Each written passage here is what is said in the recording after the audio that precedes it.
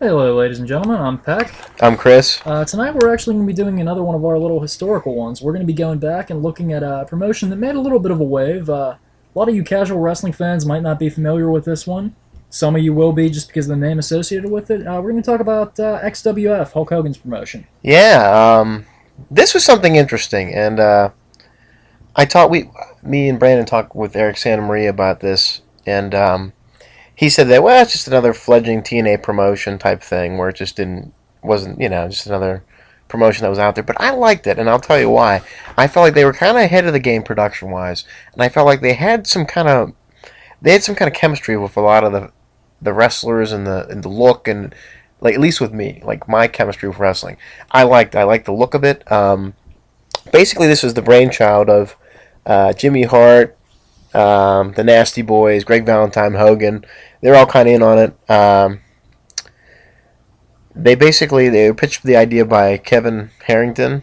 They basically came up with this idea about this, PG Saturday night's main event kind of wrestling where it's like, lucha libre, but wrestling and the southern wrestling and the excitement where they have the old, the new, and the future kind of thing working out. They had a decent looking roster. They had Hogan, Hulk Hogan, Kurt Hennig, Buff Bagwell, but then they had some guys like Daniels, Horace Hogan, that was awful. Kid Cash, AJ Styles, and they also had Jimmy Snuka Jr., who I thought was interesting at the time.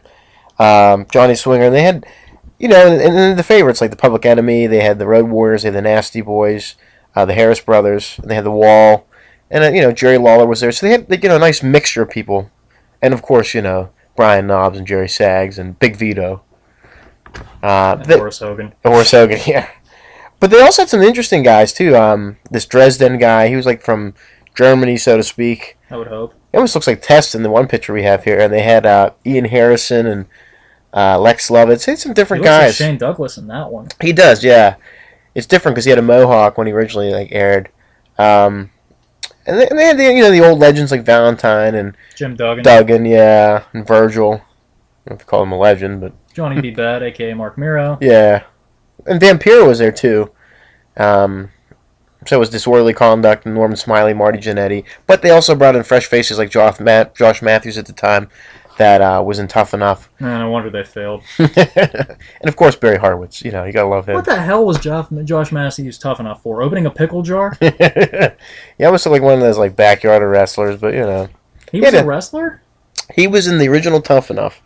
And I believe he placed second or third. I don't remember, but he... talk about going on a bad draft. Yeah.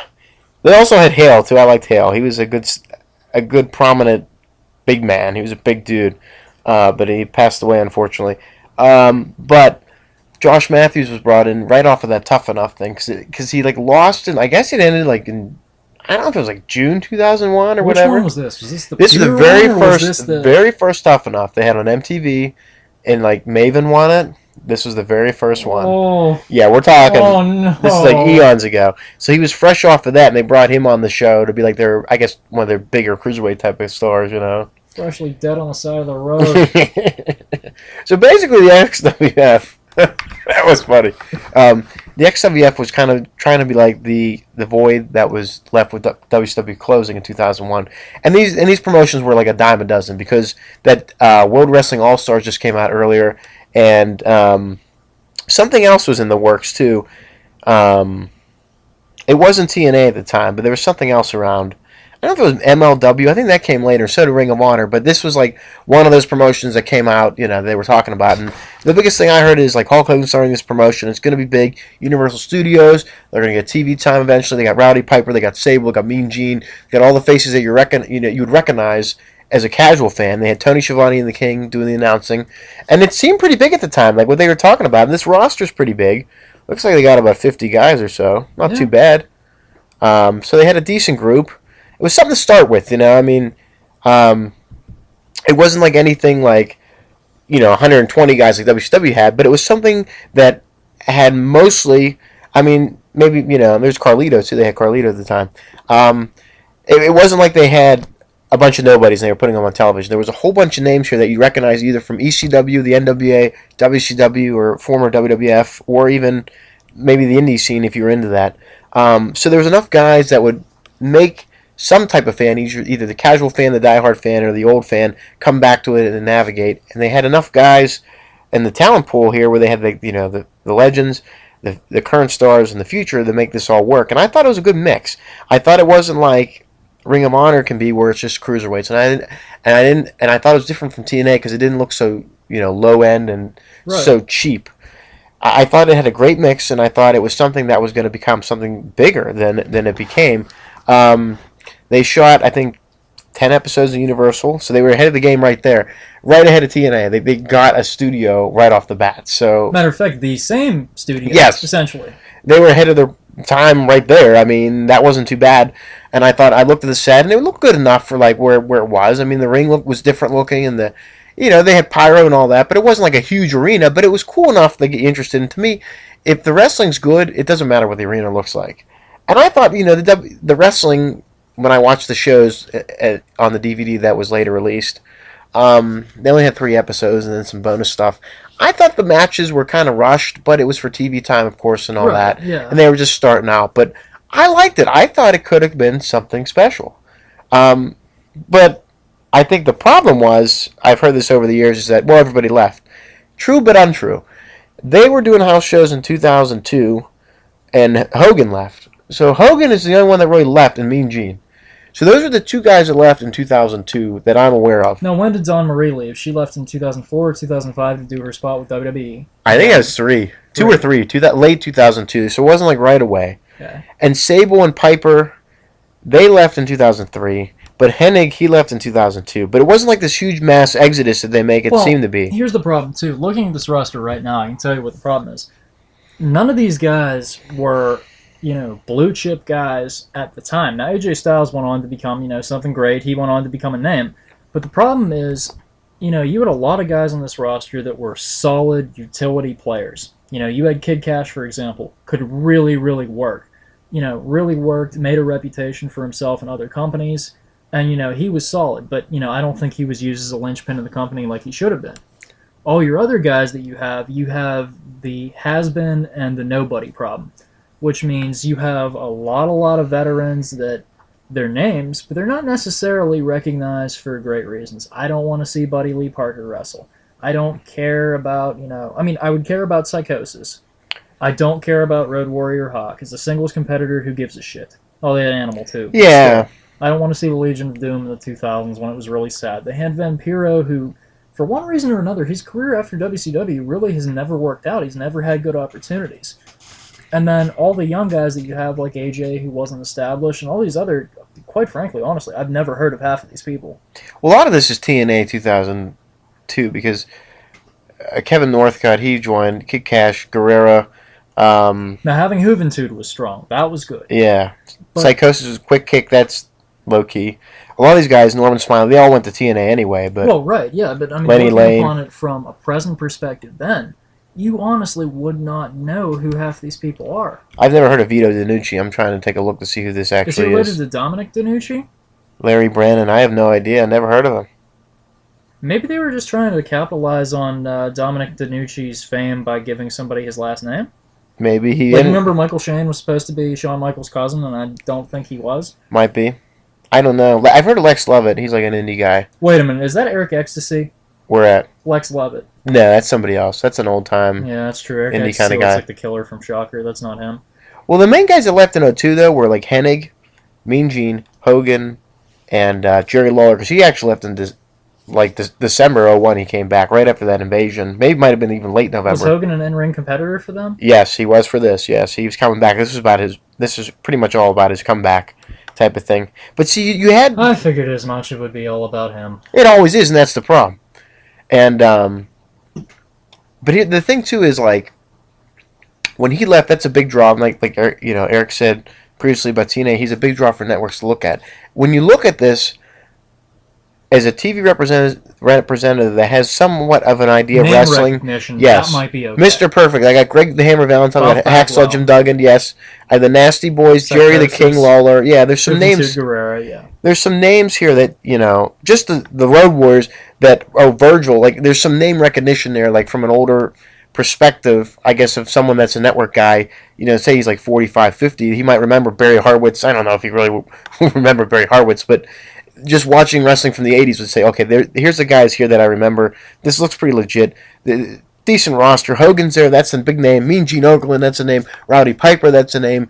These are the names that carried wrestling throughout the decades. All right, we got that. That's pretty solid. But when you lose Mean Gene, you lose Hogan, Mr. Perfect, and Jerry Lawler. There's 4 big names right there gone. Then in 03, Piper and Sable and see if anybody else. They went to WWF. So, I mean, you lost pretty much everybody there. Then TNA happened in June. And the Road Warriors went back, too, for a little bit. But they had Simon Diamond. Yeah, and then Swinger. And these are the Shane twins. They had the Wall, who was Malice. Hey, the Harris brothers, are those the same Harris brothers that we know? Mm-hmm. Okay. From WCW, yeah. These guys here, the Mean Mike and... What's his name here? Plus, not to mention Chris... Tough Tom. They're disorderly conduct. This, but a lot of the people on this roster are not what I would call reliable. The Wall died. Chris Adams died before it even started, too. Marty Jannetty. I mean, come on. You can't even count on Marty Jannetty to show up 2 weeks in a row on Raw. Well, that's the Demons get these guys, but there's some great in-ring talent like Fidel Sierra, Buddy Lee Parker, and Barry Hartwitz that are good hands in the ring that can help the younger guys master the craft. They're great workers, and they can help bring that new generation up. So someone that might be having some trouble, that might be a little bit stiff, like the British Storm, Ian Harrison, can work with Buddy Lee Parker and probably have a decent match. Mm-hmm. But you had a lot of names here. I think this could have been very successful. They did some house shows in Texas, somewhere in Texas. I don't even know where the heck that was at. I guess they did decent, but the problem was there was just no TV time. And you lost the 4 big names right there. Your color commentator, Jerry Lawler's gone. You still got Tony Schiavone. You can always replace him, but that's a name. So losing Lawler and Hogan, those are 2 big names. They're hard to replace. And then you lose Perfect. And look, this is what we were down to in 2002. We lost like half the roster. We had Terry Funk came. Rey Mysterio Jr. joined them too before he went to WWF. But, I mean, they really shrunk. There he is right there. Yeah. This was like their touring roster, which wasn't much. Well, no, you barely have enough people to do 10 matches. Yeah, I don't know who Tony T and Music D are, but I don't know. Maybe they feuded. Maybe they did. But, as you can see in 2002, it kind of went nowhere because they just couldn't get that TV time. And Jimmy Hart, that's another big name, too. That's name recognition from the 80s. So, at the time when if this thing really would have gotten the TV time, say in January, if Hogan didn't jump and that didn't happen, this could have been on Fox or FX or Spike or whatever at the time. Well, they were on, WWF was on TNN at the time, so it wouldn't have been on Spike. But it would have been on like Fox or something. I feel like this could have, I feel like this could have taken off. Maybe. Thing is, though, I mean, there are so many pro wrestling promotions that have failed because it's just, it's almost like the restaurant business. It's so hard to make money. It is. And it's not even the fact that, like, the crowd's full. The crowd might be full, but then you got to look at all the payroll costs, the building rentals, and everything else. And it's just like you're squeezing blood from an orange just to make $1. And it's a team effort, too. Like, if your management and the people that are running the company aren't working together, then it's all going to fall apart. And that's what I think it ended up doing because I just don't think there was enough management, management-savvy individuals that were working together. I think it all just fell apart. And Hulk Hogan has never historically been good at whenever he's had creative control. WCW, TNA, anything really that he's had his hand in, it's just not been booked correctly. Yeah, it's a shame because I feel like this could have really taken off. It could have been something special. Well, and I think too the problem that another thing that killed them was they had these terrible house shows in Texas somewhere. Not that they were terrible, but there was no promotion or anything. And it says here they never did a second one because of low ticket sales. Well, obviously, because there's no promotion for it. Yeah. I mean, you're not going to do well without TV time or anything like that, like commercials. And basically what they did was they ended up trying to do some kind of invasion in Puerto Rico, and, the average wrestling fan's not going to know about that. So it really doesn't mean anything. Wait a minute, Chris. Go down to the list of champions. Oh, okay. I thought that was Maven. I was going to say there's your biggest problem. Oh, no. But it's Mabel. That's not terrible. I think the reason why they did that was... Christina Ricci was their women's champion. Yeah, Christina Ricci. That forehead. I think she does the headbutt for her finisher. You leave Christina Ricci alone. I find her attractive. We're actually talking about Christy Ricci, whoever she is. Yeah, I never heard of her. Let's take a look. As we look for that, Chris. Yeah. This might be bad. No. I don't know. Never heard of her. Let's see if we can find some better photos. Just NWA. Yeah, nothing exciting. Nope. Anyway. Yeah, that was sad, huh? What a wasteful search. But basically after the second round of, house shows, it just failed, and they couldn't get the TV deal, and then all the guys left in 2002 and 3.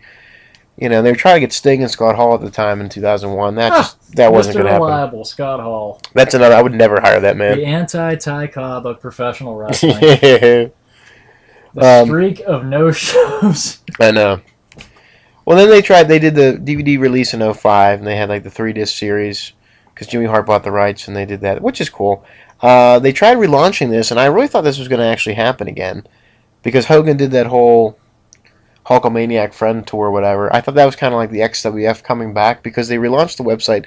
They started all this stuff. And I'm like, well, maybe they are going to restart it. Those were all basically media tryouts for other wrestlers to get signed to deals. That's how Anderson ended up. And wasn't Van Dam with them too? I don't think so, no. Okay, Heidenreich and all those guys were. And I think the thing was... Why hasn't he found another job? I don't know. He's not terrible as a big man.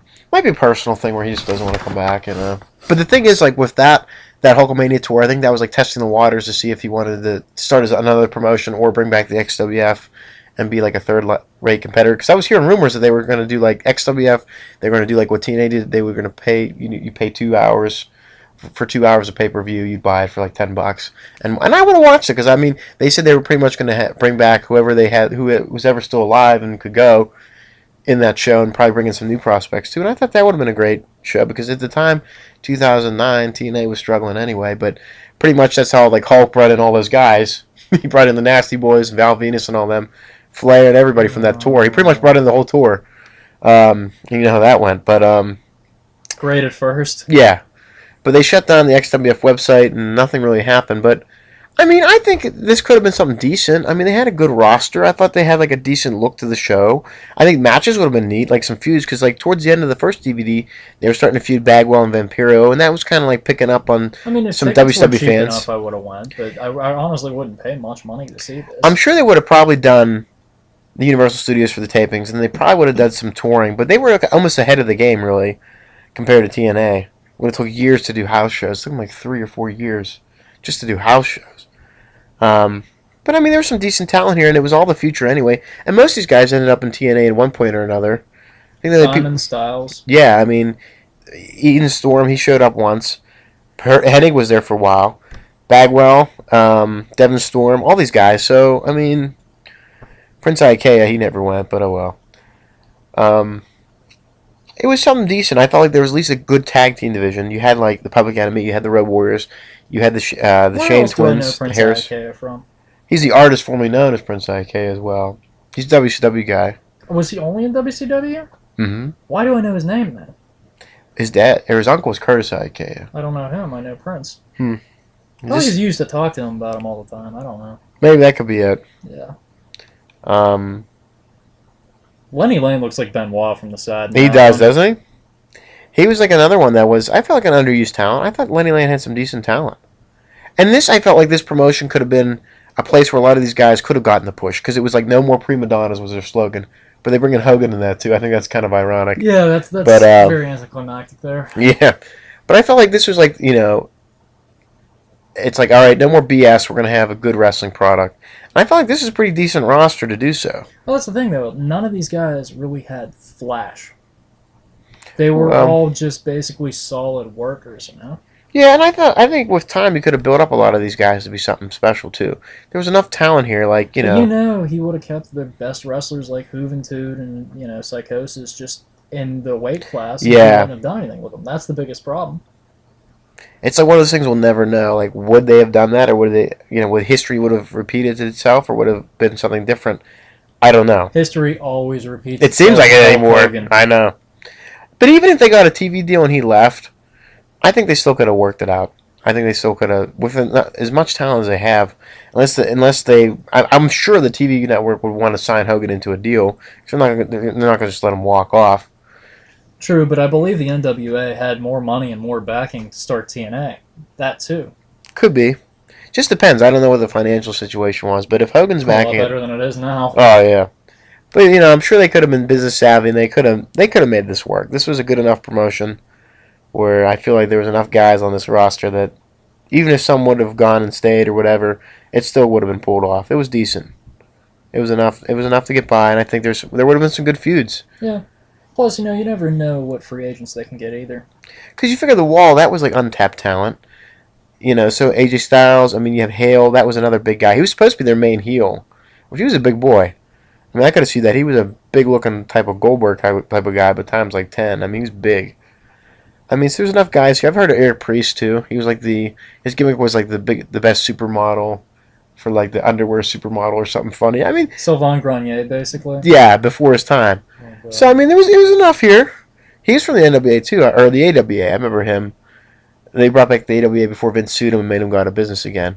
Some guy brought back the AWA, and that was one of their guys. So, there's enough talent here to make things happen and work, and I liked it. It's enough name recognition. The hardcore fans are going to realize it. The WCW fans will be like, oh, Crowbar, the Demon, Buff Bagwell, Buddy Lee Parker, people that they saw on TV, a few months before they went off the air.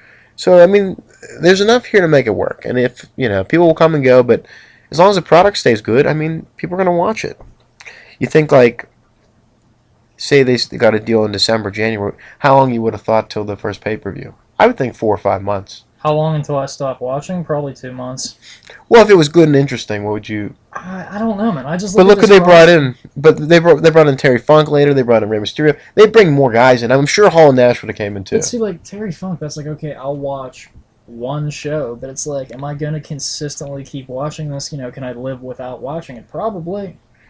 Yeah, I could see your point there. Me as a diehard WCW guy, I'd watch this because it's most of the roster anyway. So no, if I'm watching it, really too. Think about it. I don't think I got into TNA until probably a good 2 years into their development. I don't think I started watching it until 2004, and they were showing like the past stuff, and I got hooked on it.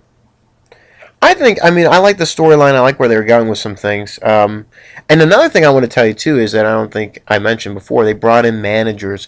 Bobby Heenan came back. No, see, I didn't know that. He managed Mr. Perfect, and he was managing.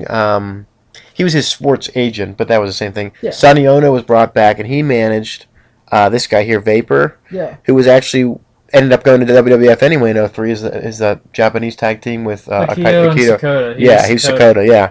So a lot of these guys we need lives, dude. Why do we know that? Well, because we watch wrestling, and then that's the one guy from Deuce and Domino too. That's Jimmy Snuka's son. So all these guys went to WWF anyway eventually because they had the talent. Jim Duggan's picture scares me, by the way. He has his that face Team Canada look, yeah. He looks like A1 screaming at the camera, but it's Jim Duggan, and that's even worse. He's going to eat all our food. Take all our Coke. But, yeah, that too. Isn't that sad? But this was like, these guys, whoever was scouting talent found the talent because, look, these guys end up going to WWE or TNA anyway. So, and Carlito's here. They brought in Carlos Colon to promote him. They brought Jimmy Snuka to promote him. So they did everything right, I think, from a showbiz type of standpoint and a marketing type standpoint to get you interested with the product. I thought they did a really good job with that. And I liked it. I thought this was like a company for the fans. I just think whoever was running it didn't manage it well, and I think just not being able to get the TV time killed them. That's pretty much my opinion. Any good feuds that you would think of looking at this roster that would, Styles and Kid Cash, Juventud Guerrera and Kid Cash would be great. Juventud and Psychosis is kind of like, control over which of them is the top Hispanic superstar. I'm looking at, let me see here. I think Jannetty versus one of those guys and kind of like a different, generational thing would be good. Yeah.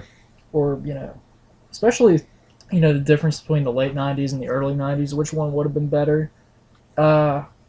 Hale really against Mabel would have been good. Why isn't he on the roster, by the way? Because he's a champion, or? I think Mabel came later. Okay, well, him really versus anybody. Him versus, yeah,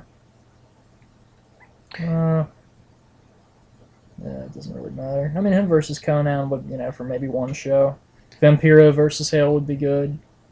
They're missing more guys, too, because they had the Barbarian, they had that big swole guy from the No Limit Soldiers.